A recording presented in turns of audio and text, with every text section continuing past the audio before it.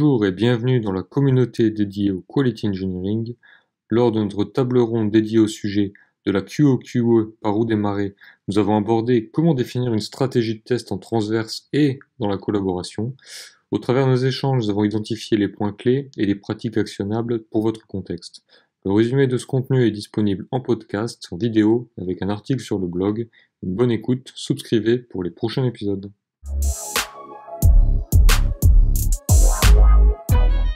Tout à l'heure, on parlait de l'example mapping pour insuffler plus de collaboration autour de la définition des tests.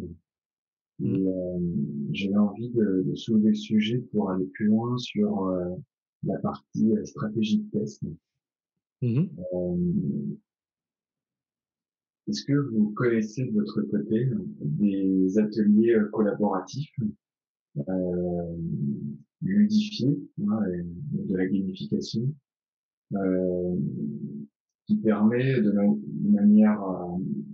qui permet en fait de définir une stratégie de test en faisant intervenir une équipe au complet, de sorte que la stratégie de test ne sera pas simplement définie par une seule personne, en général un testeur, mais permettra d'impliquer, d'engager plus de profils, notamment développeurs, product owners, architectes, team lead.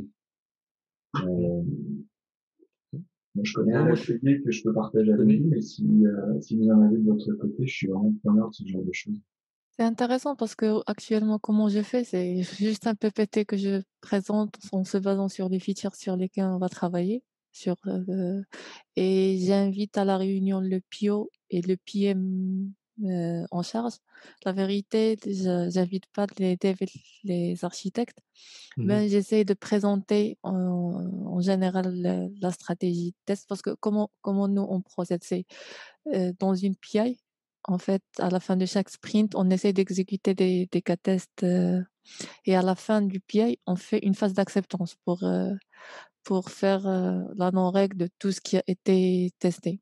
Et avant, en fait, j'essaie en se basant sur ce qu'on a trouvé dans chaque fin de sprint avant système de mots, et analyser, et en se basant sur ça, je fais ma stratégie et je le partage avec le PM et le PO, et on essaie d'identifier les risques et les zones où on doit faire attention.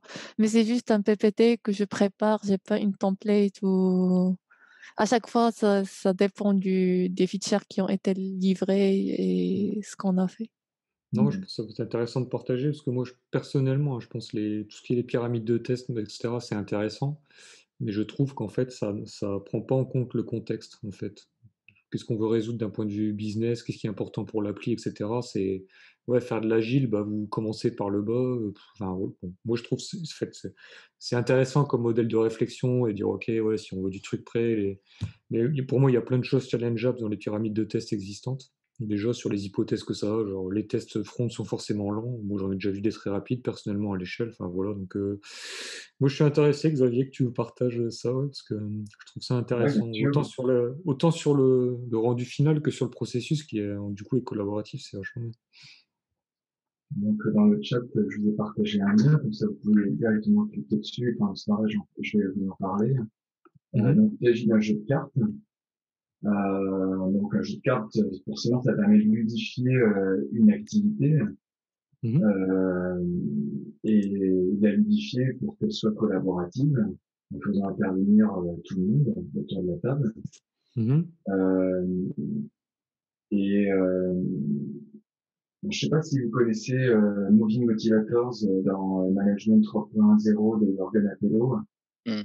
Moving Motivators, donc là c'est aussi un jeu de cartes, hein, c'est des tuiles qu'on imprime et on les range en fonction de ses priorités.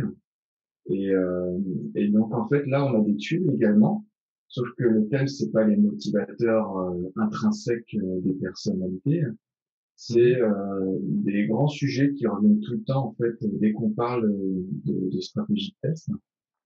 Et il s'agit en fait d'échanger euh, sur la perception que chaque personne autour de ces sujets. Mmh. Et puis de voir aussi là où on veut mettre l'accent, là où on veut mettre le plus d'efforts. Et donc ça engage les gens à revoir, enfin, à travailler leurs priorités Mmh. et à aller vers un consensus. Donc ce jeu de cartes, j'ai déjà utilisé avec succès. C'est vrai que aujourd'hui, il y a des documents formels Mmh. trouvés avec plus ou moins de bonheur pour les stratégies de test, mais Mmh. ça peut être extrêmement chronophage de réussir à compléter ces documents à plusieurs. Et un tel jeu de cartes, en fait, permet d'arriver à un résultat probant avec dans un temps beaucoup plus limité. Mmh mh. Ouais, c'est une bonne idée pour inclure tout le monde dans la discussion, en tout cas. Ouais. Mmh. Parce qu'effectivement, pour moi, c'est important ce que tu disais aussi, Antoine, c'est que ce soit pas juste un testeur qui, dans son coin, fasse son truc tout seul. Au contraire, Mmh. ils doivent être impliqués. Il faut qu'ils participent à l'élaboration de la stratégie, forcément. Mmh. Et du coup, l'idée, c'est de les prioriser, ces cartes, ou de les prendre une après les autres et de discuter de la thématique qu'elle représente. Ouais, alors déjà, il faut bien définir en quoi consiste chaque carte. Alors, il y a une petite, il y a un petit texte explicatif en blanc en dessous de chaque tuile colorée, qui fait Mmh. partie de la tuile. Et puis, on peut éventuellement rajouter des tuiles en fonction de son contexte. Donc, c'est ça qui est bien aussi avec les jeux de cartes, c'est que si on veut rajouter des cartes, c'est facile, hein, un bout de papier. Ouais, j'ai vu qu'il y en avait ici, ouais, ça y c'est est, ça. c'est fait. Hein. Ouais, d'ailleurs, c'est prévu. Mmh. Et puis ensuite, on range les tuiles de gauche à droite Mmh. pour que à droite il est plus important, à gauche il est moins important. Et chacun fait avec son exemplaire du jeu de tuiles sa ligne de priorité. Et, Et on compare. et ensuite, on va pouvoir comparer effectivement dans la même équipe les convergences, les divergences de chacun par rapport à cette façon de prioriser les sujets. Et à un moment donné, l'idée, c'est d'arriver à une seule ligne qui sera la ligne de conduite de l'équipe finalement. Dans la manière de prioriser les sujets. Et puis, une fois qu'on connaît les sujets les plus prioritaires, forcément, ce sont les sujets sur lesquels on veut mettre le plus d'efforts. C'est intéressant que l'équipe se penche sur ce qu'elle veut vraiment faire sur ces sujets les plus importants. Donc les 2 ou les 3 premiers, ça sert à rien d'aller au-delà. À mon avis, dans un premier temps en tout cas. Voilà comment on peut procéder sur ce type d'outil. Alors ça, c'était un jeu de cartes que j'avais découvert dans un meet-up. Ah, c'est intéressant. Il était présenté par son créateur, qui est Florent Zibox. Mmh. Et je sais pas ce qu'il est devenu ce jeu de cartes depuis sa création, s'il a beaucoup été utilisé. Moi, je l'ai expérimenté sur le terrain et j'ai pu obtenir des résultats satisfaisants avec. Mmh. Je l'ai même un petit peu amélioré et OK. lié avec un fichier Excel pour récupérer les informations utiles pour la suite de manière à cadrer une stratégie de test. Mmh. Non, c'est vachement intéressant parce que c'est Je sais pas effectivement si vous avez des choses comme ça, vous, de votre côté, qu'on peut utiliser pour une stratégie de test, un plan de test, une politique de test, toutes ces choses-là, pour essayer d'amener de la collaboration et puis de la ludification aussi, parce que ces activités, souvent, quand elles sont gérées de manière traditionnelle, elles sont rébarbatives. Et quand c'est rébarbatif, on a envie de passer à autre chose, on va pas au bout des sujets, ou alors on n'a pas envie d'y revenir parce que ça a été douloureux de se pencher là-dessus. Quand on ludifie les choses, c'est beaucoup plus agréable, on y consacre moins de temps, l'expérience est meilleure, donc c'est plus facile d'y revenir pour itérer. Voilà. Donc la question est ouverte. Est-ce que vous avez des choses un peu de ce type-là pour les stratégies, pour les politiques, les plans de test, etc. Mmh. Alors moi, non, on en fait sur les sujets d'architecture, etc., mais sur la partie test, non, et on devrait, en fait, clairement. Tu as quoi, toi, sur l'architecture? Ça m'intéresse aussi. Bon, on bosse pas mal sur des formats alors pas forcément ce type de template-là, mais ça pourrait être Klaxoon ou autre chose, hein, mais globalement sur ces modèles collaboratifs, et du coup, forcément, le fond de carte est adapté en fonction des sujets. Et par exemple, bah là, on est en train de terminer un exercice de schéma directeur là, pour se repositionner à 3 ans, target, trajectoire, etc. Et en fait, sur chacun des ateliers, il y a ce type de schéma qui est co-construit, etc., et qui anime et qui guide la réflexion.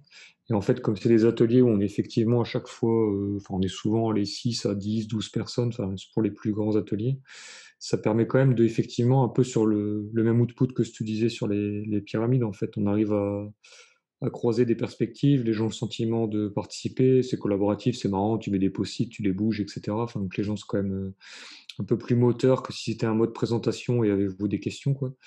Et, et ça permet en fait par la suite, c'est quand même vachement utile parce que les gens fixent quand même beaucoup plus l'image qui en reste de l'atelier. Même si au final, quand il va avec du recul, tu dis, voilà, c'est quoi ce nuage de post-it, etc. Mais après, on fait toujours un effort de synthèse et on va dire, de design du rendu. Mais ça aide pas mal en fait à orienter des discussions et enfin, comment on dit, les mental models, quoi. Parce que par exemple, si on veut orienter la discussion ça pourrait être ça, pareil sur les pyramides de test, hein, mais si, par exemple, sur certains sujets, on veut amener les gens à penser de manière plus découplée les choses, bah voilà, on peut déjà leur préparer le fond de carte avec des choses par rapport à ce qu'il y a aujourd'hui, demain, et qui réfléchissent, ok, bah, est-ce que j'ai aujourd'hui, où est-ce que je le mets demain, comment est-ce que je le range, comment est-ce que je fais interagir les briques. Donc ça, moi, nous, on a trouvé que c'était vachement intéressant. Et honnêtement, ça a quand même fait vachement la différence sur en plus une période où on a dû faire cet exercice en mode Covid, full remote quasiment. Là où avant, c'était effectivement plus des choses en mode post-it. Donc du coup, c'est même d'ailleurs, je pense, mieux en fait sur le format digital parce que ça a l'avantage d'avoir le fond de carte, etc.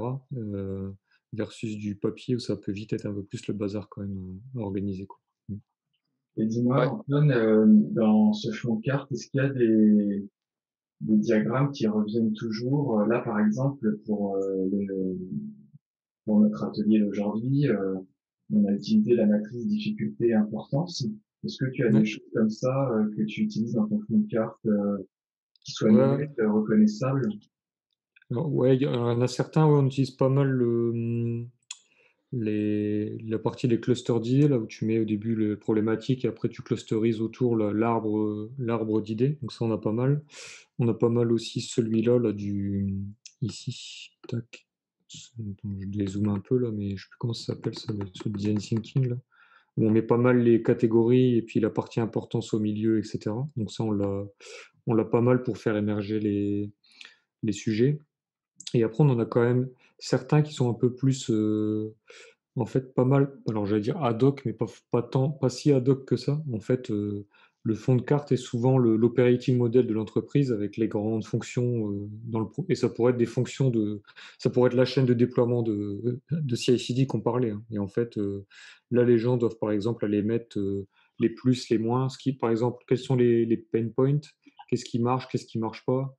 Et voilà. Et après, à la fin, on arrive du coup à avoir à la fois une vision, on arrive à avoir un SWOT, mais qui est calqué sur le process. Et du coup, c'est assez intéressant parce qu'on arrive à assez rapidement se dire où ça marche, où ça marche pas. Et du coup, traiter les problématiques au bon endroit.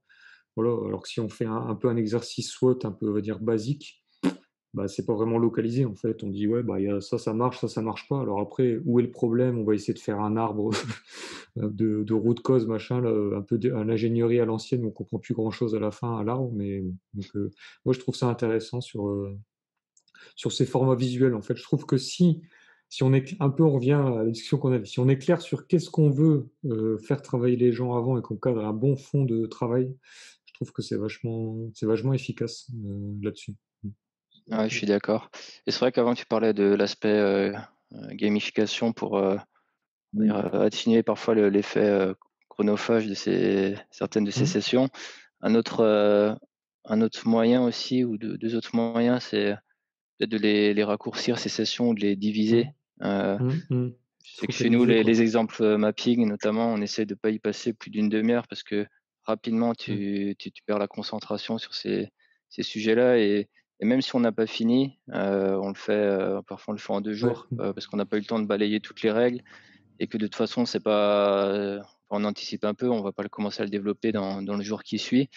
Donc ça peut aider aussi. Et puis aussi le fait que la parole tourne, quoi, que ce soit pas juste, je sais pas, le PO, une autre personne qui fait la discussion, qui fait les exemples, mais que les autres personnes prennent en main la discussion. Par exemple, un développeur va prendre une règle et en discuter autour. C'est lui qui va créer les post-it sur ces outils-là. Enfin, voilà, que chacun contribue et ne soit pas juste là en spectateur, parce que c'est ce qui peut arriver dans ces séances de collaboration, c'est que il y a 1 ou 2 personnes qui monopolisent 90% de la parole et les autres finissent par suivre. Et c'est pour eux finalement que ça devient le plus dur d'être attentif, parce qu'à un moment donné, ben, ça devient trop long et tu te sens pas engagé. Donc la gamification peut aider, mais il y a aussi d'autres moyens pour éviter de se retrouver dans ces situations. Ouais. Ça fait En plus, penser qu'en effectivement, fait, avec le remote, le Covid, c'est vite fait d'avoir un 2e écran à côté, de passer sur autre chose, quoi. Ça, de toujours être voilà, dans la même position sur ta chaise. Aujourd'hui, que tu sois en réunion, ou que tu fasses, ou que tu codes, ou que tu fasses autre chose, tu es toujours dans le même contexte. Tu changes pas de salle pour aller dans une rue pour faire une séance d'analyse de risque ou je sais pas quoi. Là, c'est toujours le même. En gros, tu as la même gueule, quelle que soit l'activité que tu fais, quoi. Tu es dans la même position, donc ça, c'est pas évident aussi. Donc, parfois, il faut encourager un peu à bouger, à essayer de se trouver dans des. Peut-être prends ton ordi, va sur une table à côté si tu peux, mais enfin, la situation Covid aide pas, quoi. Ah, clairement, ouais, pour garder l'attention des gens, il faut timeboxer l'approche et puis un peu le pomodoro, là, les 30 minutes maxi par thème, et puis quitte à avoir 5 minutes entre deux pour parler, faire un peu le débrief, mais après être bien focalisé. Ouais. Tout à l'heure, Antoine, tu disais que en contexte agile, c'était difficile de s'approprier la pyramide, de la décliner en fonction du contexte. Ouais, enfin, ouais, ce que je dis, c'est que plutôt les pyramides, pour moi, peuvent manquer le contexte, en fait. Tu sais, quand on dit, enfin, surtout quand on dit faut faire la pyramide agile, voilà. Vous faites un projet agile, faut faire la pyramide agile. Moi, je trouve le raccourci un peu, un peu trop raccourci. Je pense qu'il y a des projets agiles où il faut justement pas faire la pyramide agile avec plein de tests unitaires et peu de tests en haut. Et moi, c'était plus ça que je disais, en fait. Et du coup, pour moi, ça rejoint un peu d'un des post-it que j'avais mis. C'était, je pense que c'est clé, là, si on se dit, enfin, quelqu'un qui veut avancer une entreprise dans la quality engineering, c'est, pour moi, avoir une approche itérative et incrémentale, c'est hyper clé, quoi. Parce que si on se dit, bah non, en fait, dans ce que je vais me lancer, là, alors ça peut être l'automation end-to-end, mon architecture CI/CD, mes tests automatiques. Si on se dit, ça marche que dans 6 mois, peut-être. Enfin, pour moi, c'est voué à l'échec, ce genre d'approche. Enfin, en tout cas, à très forte probabilité. Voilà. C'est rarement les extrêmes. Et c'est pour ça que moi, je suis effectivement plus sur timeboxer l'approche, sur voilà, et puis des sprints. Alors voilà, ça peut être 2, 3 semaines à définir, mais surtout forcer à se dire, et on revient aux critères de succès de la transition en fait. C'est bah là, dans les 3 prochains mois, c'est quoi nos succès, nos critères de succès?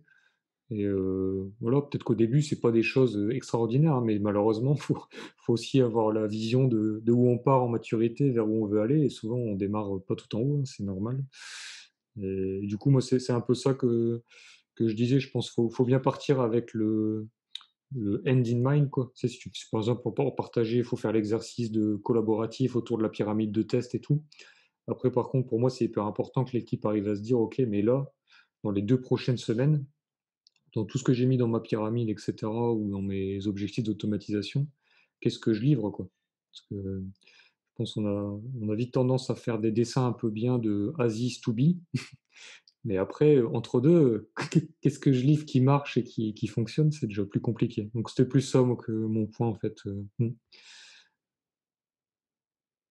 Sinon, je trouve qu'il y a un modèle alternatif qui est bien,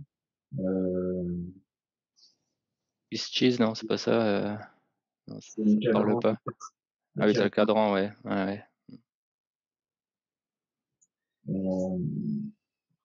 Le cadran, en fait, l'idée, c'est d'arriver à construire la qualité du produit en tournant dans le cadran, façon de Q1, Q2, Q3, Q4, et en rebouclant, pour s'assurer en fait qu'on a couvert tous les sujets. Et puis en même temps, itération, essayer d'élargir l'utilisation de chaque cadran avec des formes de tests plus variées. Ok, qu'est-ce que c'est le... Ah oui, ok. Alors tu cliques sur le lien que je viens de mettre dans le chat, tu vas tomber dessus. Enfin, ça c'est mon interprétation des cadrans. C'est ma réappropriation des cadrans. Il y a eu plusieurs versions.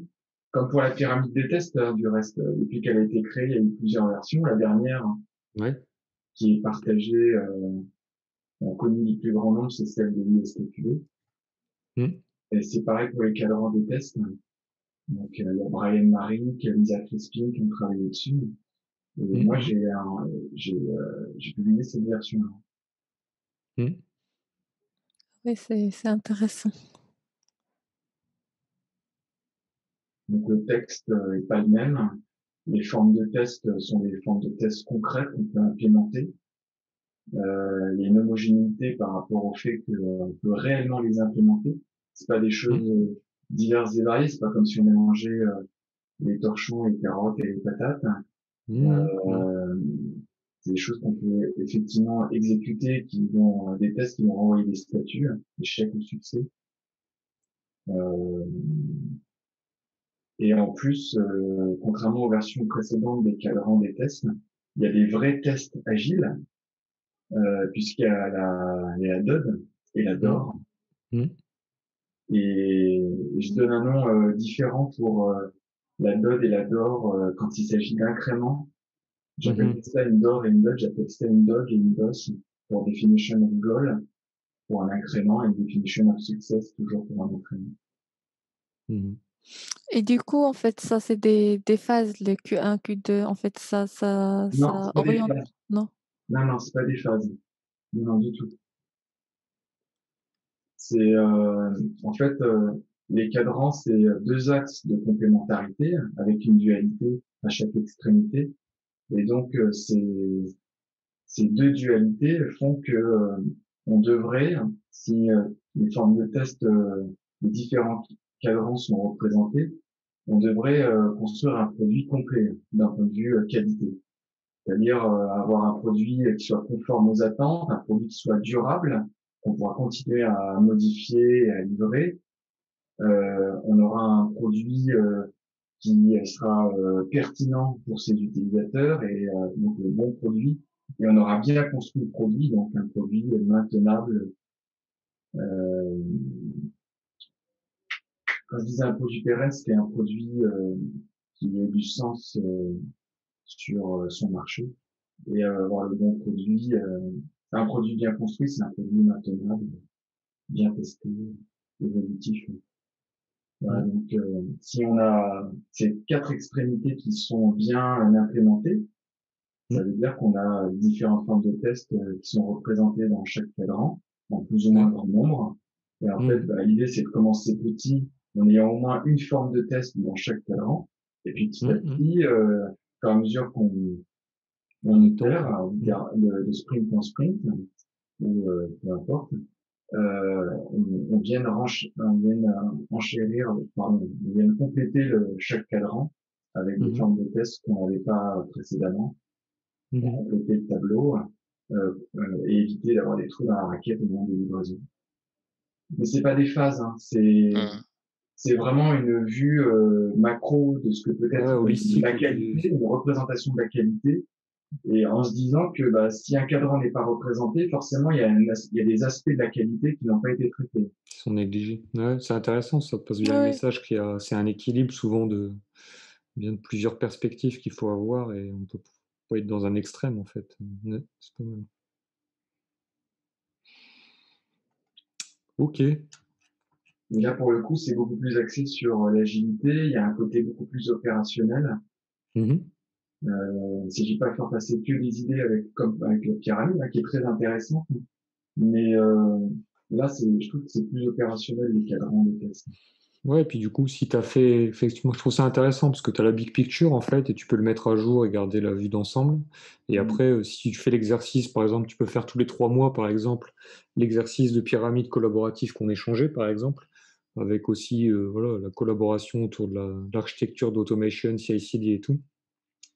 Et je pense que ça peut permettre d'effectivement se remettre, dire comment est-ce qu'on avance sur notre macro goal qui est celui-là en fait. Puis du coup, effectivement, si tu as un produit où, par exemple, en haut à gauche, c'est plus important le test de portabilité que les pixel monitoring, bon bah très bien, on fait portabilité, il n'y a pas d'enjeu tout de suite à faire l'autre, ou en tout cas c'est moins important, mais au moins tu sais que tu avances là et tu peux aussi équilibrer de l'autre côté, c'est vachement bien.